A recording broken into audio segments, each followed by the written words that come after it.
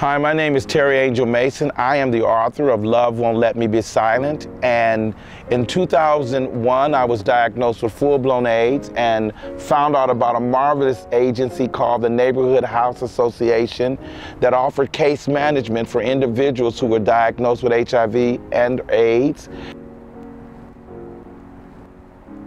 I actually became ill and I didn't know what was wrong with me. So that illness forced me to go to the doctor. I was so ill because I had actually developed pneumocystis pneumonia. When I walked into the center that day, I could barely walk there. I remember that day, I could barely walk into that center because I couldn't breathe. And I had flu-like symptoms that you wouldn't believe. They disclosed to me that I was HIV positive. I'll never forget this day because I walked into the clinic and the lady said to me, "Angel, your test came back and you're HIV positive."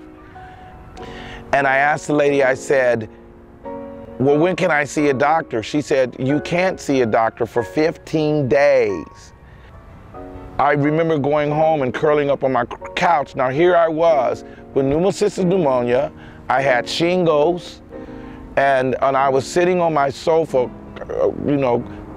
kind of cuddled up in a quilt, just in shock that I had been told that I had HIV.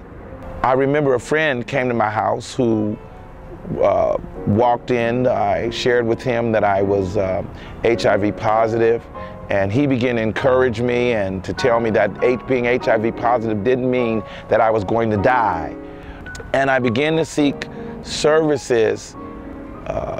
I knew from case management that there were people who case managed individuals with HIV, and that is how I was led to come to the Neighborhood House Association.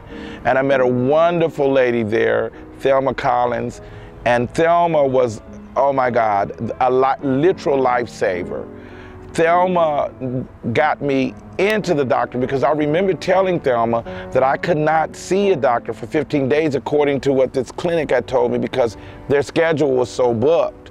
And Thelma called over to UCSD Medical Center. She got the best doctor over there, Dr. Daniel Lee, and she hooked me up with him and made an appointment that day. I went to see him, I think, the very next day.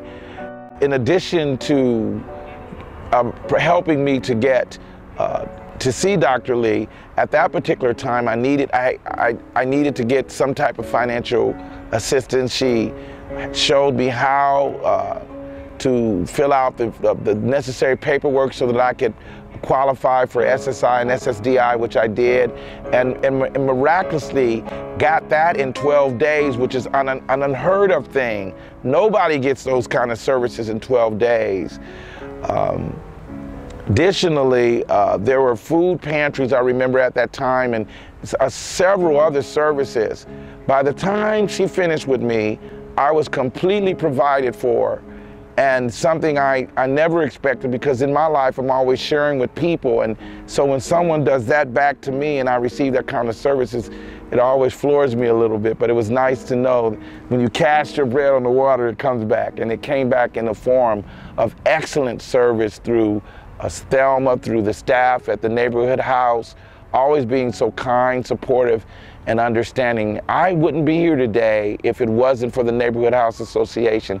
I would not be alive if it were not for the quick intervention of caring individuals who did more than just do their jobs. I think that's what makes the Neighborhood House stand out, is that to have a job helping people is one thing, but to have a job helping people and to move beyond that, to really genuinely care about people and to realize that these are human beings who are being traumatized.